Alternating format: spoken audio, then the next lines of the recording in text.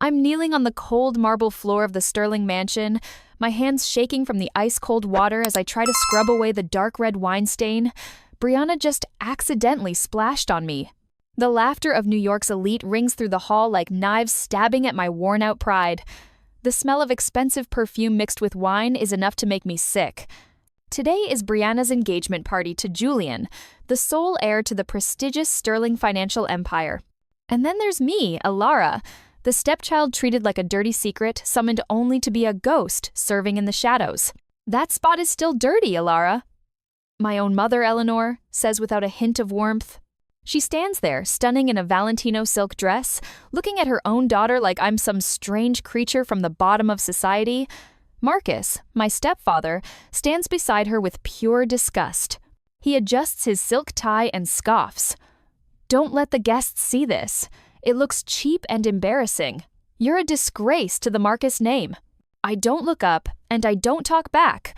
I learned to be silent a long time ago. Under my worn-out, stained server's uniform, the phone in my pocket vibrates a coded signal from the Wall Street stock market.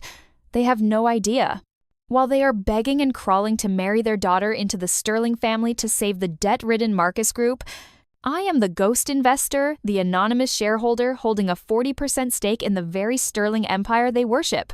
I bow my head lower, my hair hiding the cold look in my eyes. The countdown to the collapse of this fake kingdom has begun. The people laughing at me today will soon realize that the person they are stepping on is the one holding the noose around their necks. The sharp smell of ammonia from my mop bucket hits me, reminding me of 10 years ago, the day Eleanor first brought me into this mansion. I was an innocent 12-year-old, believing her marriage to the real estate mogul Marcus would be a bright new chapter after years of poverty. I was wrong. To Marcus, I was just a defective accessory that came with his beautiful wife. To Brianna, I was a punching bag for her spoiled arrogance.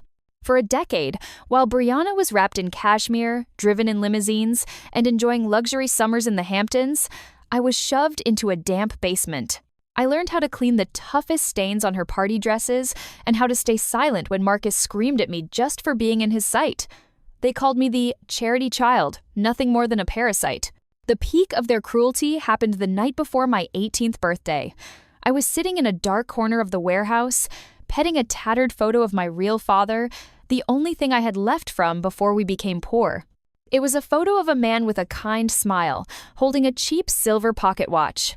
Eleanor walked in, her breath smelling of expensive wine. She looked at the photo with the same disgust one has for a cockroach. "You're still keeping that loser's trash?" she hissed, snatching the photo and throwing it straight into the roaring fireplace in the main hall.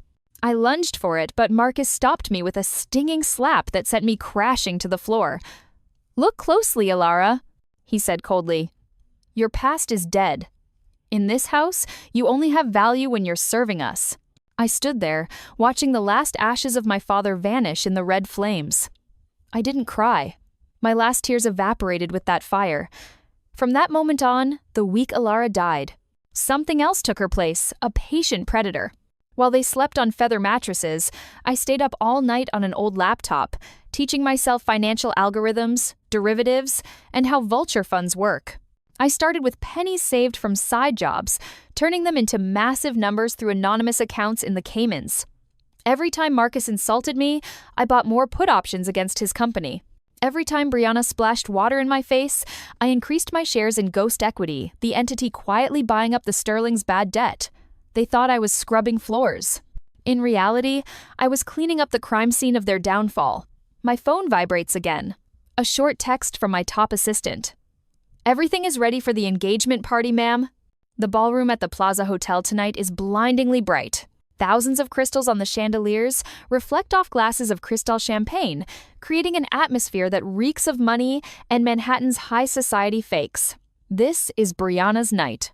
She looks gorgeous in a custom haute couture silk dress from Paris, smiling like the whole world is at her feet.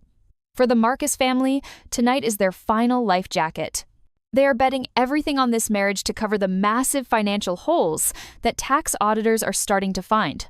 I stand in a dark corner backstage, my borrowed server uniform looking completely out of place among the tuxedos and diamonds. Eleanor ordered me not to show my face to avoid ruining the mood, But Brianna had other plans. She wanted me there. She needed my messiness to make her shine brighter. A sick satisfaction for someone who only feels tall by stepping on others. "Alara, come here." Brianna calls out, her shrill voice cutting through the soft string orchestra. Every eye in the room, billionaires, socialites, and reporters, turns toward me. I walk out slowly, the tray of wine in my hand feeling as heavy as the weight of the last 10 years. "My wine is warm. Get me another, and make sure your dirty hands don't touch the rim," she says loudly, making sure everyone hears. The room erupts in quiet, mocking laughter. Marcus looks at me like a broken toy that needs to be thrown away, while my mother, Eleanor, casually sips her drink, acting like I'm a total stranger. Julian Sterling, the polished but empty-headed fiancé, stands by Brianna with a smug grin. "Is this the mysterious sister you told me about, Brianna? She looks more like a trash picker who snuck in than a member of this family." I look Julian straight in the eyes. He doesn't see fear or shame. What he sees, if he were smart enough to recognize it, is pity. The Sterling family is on the verge of bankruptcy due to bad investments in ghost real estate and crypto, and they are hoping this wedding brings in cash from Marcus. Two drowning people trying to grab each other, only to sink faster. "My apologies, Mr. Sterling," I say in a voice so calm it's terrifying. As I lean down to switch the wine glasses, I purposely let my phone peek out of my pocket, showing a screen with red stock market charts. The Sterling Group stock is currently in a freefall. Julian frowns, his eyes freezing for a second when he sees those numbers, but his arrogance quickly fills his small brain again. The humiliation hits its peak when Brianna pretends to trip, spilling a full glass of dark red wine all over my shoulder. The cold liquid soaks through the thin fabric, looking like an open wound. "Oh, sorry, Alara, my hands are just so slippery."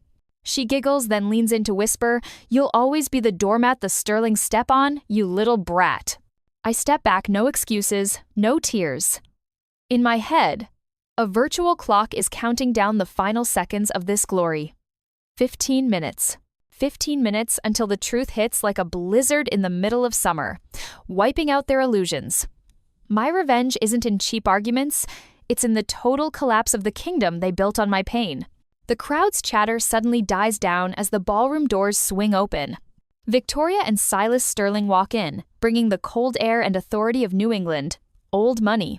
Victoria, wearing a diamond necklace worth as much as a Manhattan penthouse, glances around like a queen inspecting a zoo. Marcus and Eleanor immediately ditch their other guests, rushing over with the fakest smiles I've ever seen. This is the moment they've lived for. The Sterling presence is the seal of approval that makes the Marcus family untouchable in New York. Silas, Victoria, what an honor. Marcus bows slightly, his voice shaking with excitement and hidden fear, but Victoria doesn't answer. Her razor-sharp eyes land on me still standing there in a wine-soaked uniform. She wrinkles her nose and uses a silk Hermes scarf to cover her face in disgust. "Marcus, I thought this was a high-class engagement party, not a shelter for the homeless. This room smells like poverty." Her words are a death sentence. To save face, Eleanor doesn't hesitate. She grabs my arm and pulls me into the center of the spotlight. "I'm so sorry, Victoria. This is my stepdaughter, Alara. She has some mental issues and always tries to ruin our big days by looking like this." We keep her around out of charity, but clearly, our kindness has been betrayed. The cruelty in her words freezes the room. Brianna adds the finishing blow. "It's true. She's been jealous of me since we were kids. She just spilled that wine on herself to get Julian's attention. She's obsessed with things that don't belong to her." The crowd starts snickering. Whispers about bad blood and low lifes spread through the room like a virus. Julian Sterling stands by his father, arms crossed, looking at me like industrial waste that needs to be cleared out. "A prestigious family shouldn't let stains like this ruin the bloodline," Silas Sterling says in a deep, booming voice. "If she doesn't know her place, perhaps we should rethink the financial merger between Marcus and Sterling. We can't do business with people who can't manage their own household." Marcus turns pale as a ghost. To prove his loyalty, he grabs a glass of ice water from a table and throws it right in my face in front of hundreds of people. "Get to the kitchen and stay out of my sight, you animal." He roars, his voice trembling with rage. I stand there, the ice water running down my back, but my heart is 10,000 times colder. I look deep into the eyes of every single one of them. Marcus's greed, Eleanor's betrayal, Brianna's malice, and the Sterling's arrogance. They have no idea that the Sterling group they are so proud of is actually a hollow corpse. This morning, I signed the emergency debt call through Ghost Equity. Silas and Victoria Sterling are actually completely bankrupt. They didn't come here to give a blessing.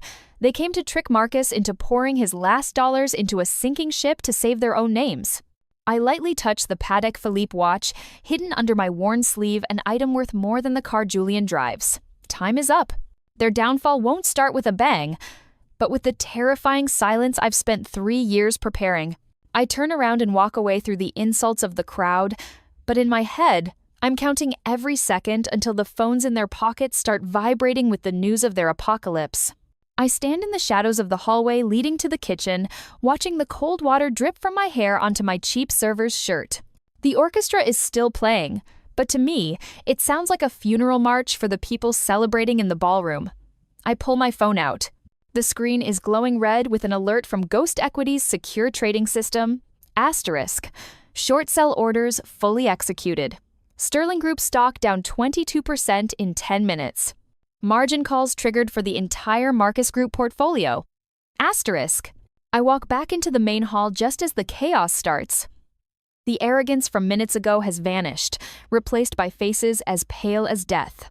Silas Sterling is surrounded by his financial partners, his hand shaking as he holds his iPhone like it's a live grenade, cold sweat beads on his forehead.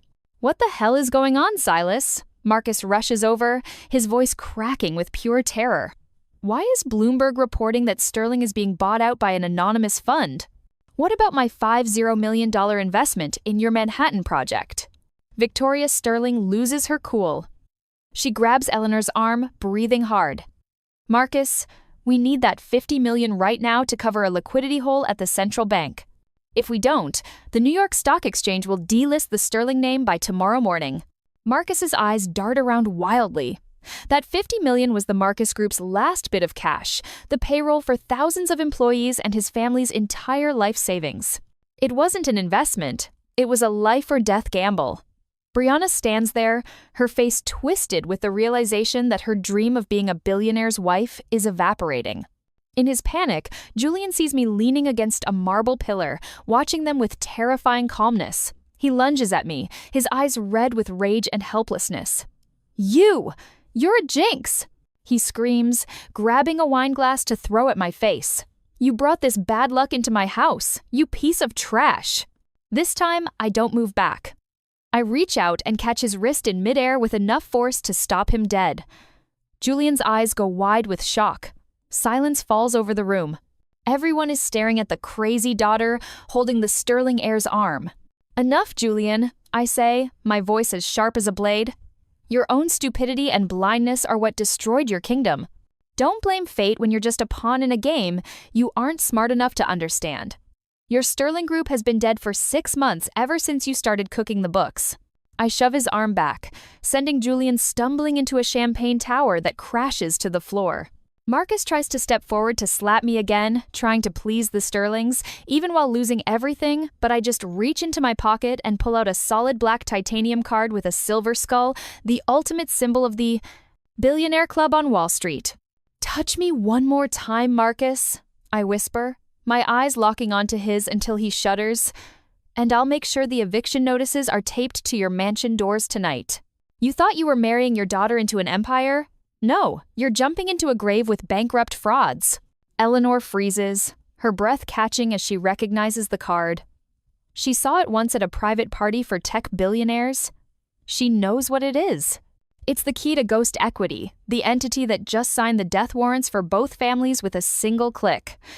Silas Sterling's phone ringing isn't just a sound, it's the death knell for a dynasty that lasted 50 years. In the dead silence after I faced Julian, that ping sounds like a drill hitting everyone's ears. Silas shakes as he hits speakerphone, and the panicked voice of his CFO echoes through the hall. "Sir, the SEC just issued an asset seizure. Ghost Equity bought up all our overdue bank debts. They aren't giving us an extra second.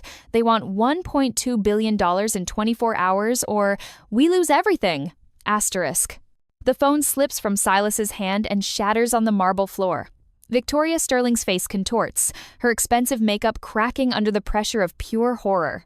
Marcus and Eleanor stand like wax statues, realizing that the Sterling life jacket they traded their honor and daughter for is actually a massive lead weight, dragging them to the bottom.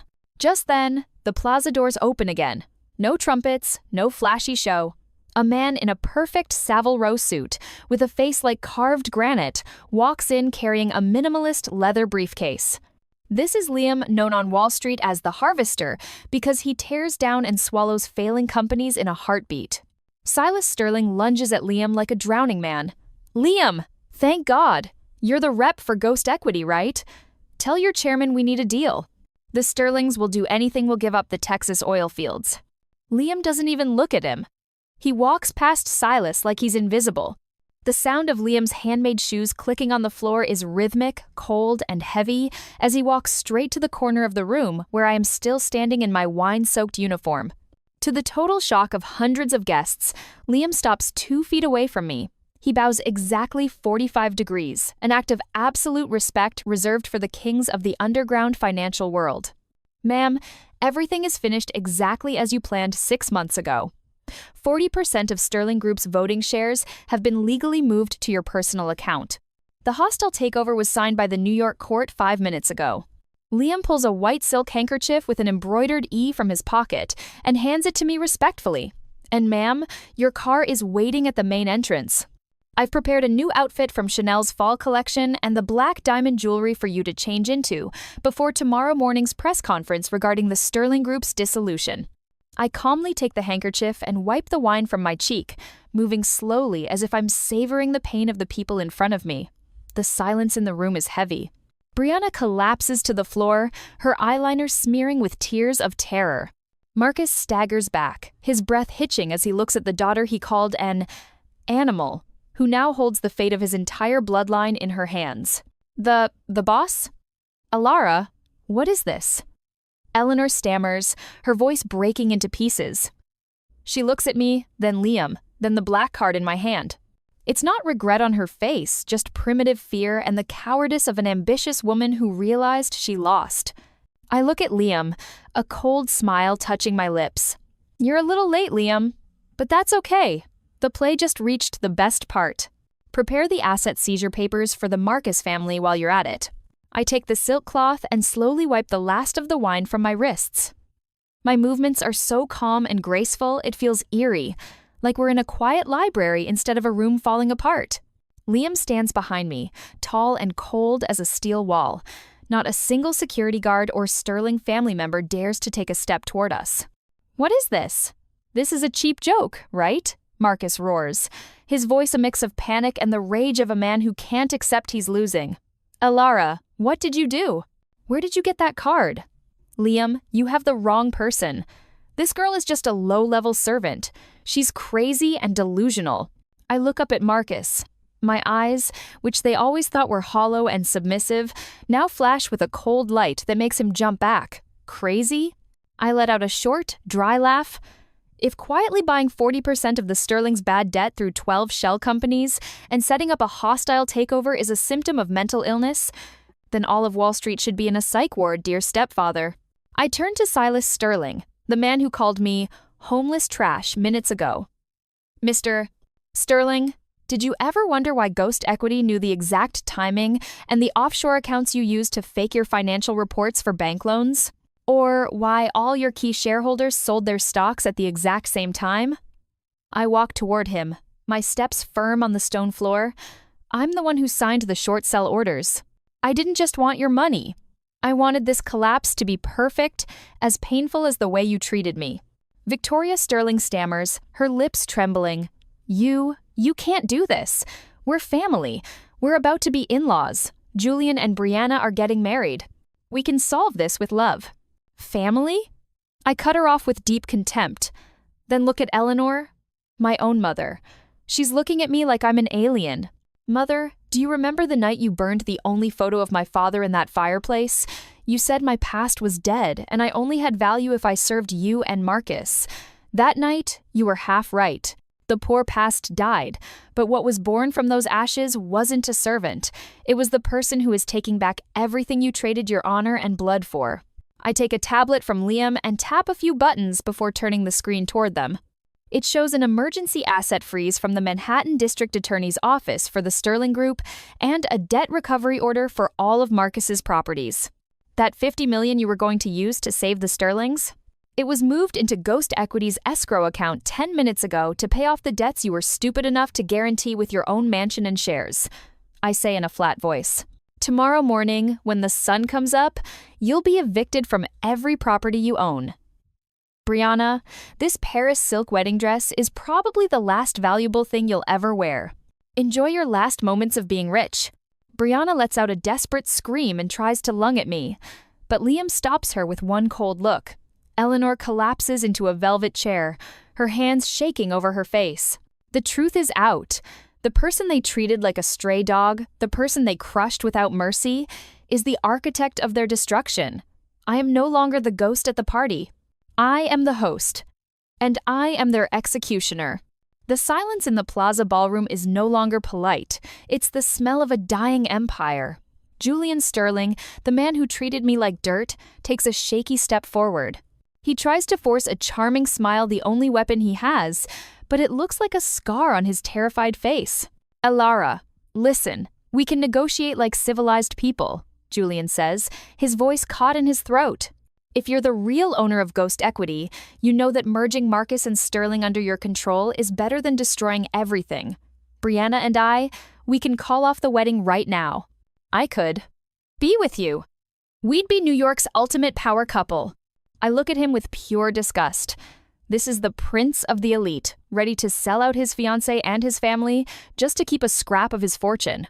I walk up and adjust his silk tie, making him tremble. Julian, you still don't get it. You have nothing of value to offer me. You aren't a partner. You're just bad debt, a stain on my portfolio that I decided to write off 3 years ago. I turn to Marcus, who is standing still as a statue. Do you know why I chose tonight, Marcus? Because I wanted you to feel exactly what my father felt. The day you used your power and dirty money to ruin him, taking a lifetime of hard work and letting him die poor and alone in a shack. I swore at his grave to pay you back 10 times over. Your money hasn't just vanished. It's being legally rerouted to the hundreds of victims of the real estate scams you ran for 20 years. Justice comes late, Marcus, but it comes with very high interest. Eleanor tries to grab my sleeve, her eyes full of tears, tears of fear for her own future, not regret for me. Elara, I'm sorry. I'm your mother. You can't leave me on the street. We're blood. We're all each other has. You let me live like a ghost in my own home for 10 years, Eleanor, I say, brushing her hand off. You watched Marcus slap me until I bled. You watched Brianna humiliate me and never blinked. You aren't my mother. You're just a greedy woman who sold her soul for designer dresses and fake tea parties. Now the devil has come to collect, and the price is the wealth you worship. Liam hands me a thick legal file with a bright red court seal. I toss it onto the table among the ruined food and broken champagne. This is the official seizure of all your assets. In 12 hours, your luxury cars, bank accounts, and the Marcus mansion belong to Ghost Equity. My liquidation team will be there at 6 a.m. to change the locks. I suggest you start packing. If you actually have anything left that qualifies as personal property... Brianna screams and rips the tablecloth, sending crystal and food crashing to the floor. To me, that sound is the sweetest music I've ever heard. Their pride is gone. All that's left are losers screaming in the dark at a party that's finally over. The smell of smoke from fallen candles and spilled wine makes the room feel dark and heavy, more like a crime scene than a gala. Silas Sterling stares at my tablet like he wants to punch through it. The numbers don't lie. 60% of his core companies have been swallowed by Ghost Equity, and his family's remaining 40% is frozen by an international fraud investigation. How long have you been planning this? Why didn't we know? Silas asks, his voice sounding like crushed dry leaves. Taking down an empire like Sterling takes years and billions. A discarded girl like you couldn't do this. It took exactly 3 years, I reply coldly, stepping over broken glass to face him. 3 years living in the shadow of your insults, working like a servant. I spent that time finding every hole in your accounting. I didn't just buy stock. I bought the loyalty of every employee you betrayed and every partner you cheated. They gave me the proof that you've been stealing billions to fund your family's fake lifestyle. Victoria Sterling, who always bragged about her noble blood, is now clinging to Julian like she's falling off a cliff. Julian looks at me with pathetic, begging eyes. He tries to say something, but Liam shuts him down with another folder. Ma'am. Liam's voice booms through the room. Our legal team sent all the evidence to the DA. The NYPD and federal agents will be at the entrance in less than 5 minutes. The charges for money laundering, securities fraud, and investor scams against Silas Sterling are official. The room panics. The rich guests who were laughing at me minutes ago now back away as fast as they can, acting like the Sterlings have a deadly disease. Loyalty is a foreign language in this room. Marcus looks at Eleanor, then at me. He realizes he bet his whole life on a sinking ship, and even worse, he turned the only person who could have saved him into his greatest enemy. Alara, what do you want? Money? Fame? I'll give you everything. I'll kick Brianna out. I'll make you my sole heir. I look at him with pity. You still think everything can be bought, Marcus? You think I need an inheritance from a bankrupt, rotten company? I turn toward the door. I never wanted what you have. I wanted to see you lose the only thing you care about more than your life, your disgusting pride and the fake honor you built on other people's blood. Police sirens start wailing from Fifth Avenue. The red and blue lights flash against the gold walls, signaling the end of an era. Brianna collapses next to her 5-tier wedding cake, frantically looking for pearls that fell off her ripped dress. She lost everything in one night, her marriage, her future, and her dignity. Liam, I say, my voice calm in the middle of the storm, make sure not a single penny of Ghost Equity money is used for their bail. I want them to feel the cold of a jail cell, the same cold they gave me and my father for 10 years. The gray New York dawn is peeking through the plaza's windows, shining a cold light on the ruins of the party. The sirens have faded, replaced by the sound of handcuffs clicking and federal agents leading people away. Silas Sterling and Marcus are led out in front of hundreds of paparazzi, the same people they paid to praise them, now fighting to get the most embarrassing photos for tomorrow's cover. Julian stands there with a blank face, his expensive tuxedo now looking like a prison uniform. I stand in the lobby, the black Chanel coat Liam brought me draped over my shoulders, hiding the wine-soaked rags of my past. Eleanor and Brianna are held back by Ghost Equity security as they try one last desperate move to reach me. Alara, you can't do this to me! I'm your mother! Eleanor screams, her voice sounding insane as she watches guards seal the suitcases of jewelry she tried to steal from the hotel suite. If I hadn't brought you into that house, you'd be nothing. You owe me your life. I stop and slowly turn to look at the woman who used to be my whole world when I was a child. I don't owe you anything, Eleanor, I say softly. The blood bond between us burned to ashes with my father's photo 10 years ago.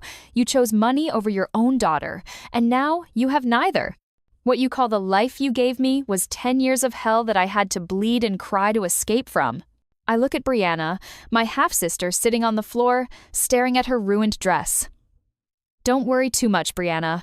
I won't leave you on the street immediately. I've arranged a small apartment for you in the slums. Exactly the kind of place you used to call a pigsty for lowlifes. That's my final bit of mercy, so you can learn to live like a real person without diamonds and servants. Liam walks up and opens the door to a black armored SUV. Ma'am, the final transfer papers are ready at the office. Everything Marcus and Sterling owned is now under the absolute control of the fund. We can leave for the 9 a.m. press conference now. I get in the car, the cold leather seats wrapping around my tired body. As the car pulls away, I see the Marcus mansion on the Upper East Side being taped off by police. The revenge is complete. I won absolutely and without mercy. But as I look at my reflection in the window, I'm not smiling. I just see cold eyes that have seen through all the lies and greed of the world. The price of perfect revenge was becoming colder and scarier than the people who hurt me. I have money, power, and freedom, but I know I've lost the ability to love or trust like a normal person. Still, as I look at Central Park waking up in the morning sun, I know I'll never regret it. In the world of financial wolves, the top predator never looks back at the ashes they leave behind. Let's go, Liam. I say quietly, looking toward the skyscrapers of Wall Street. We have a whole financial city to manage and a new order to set.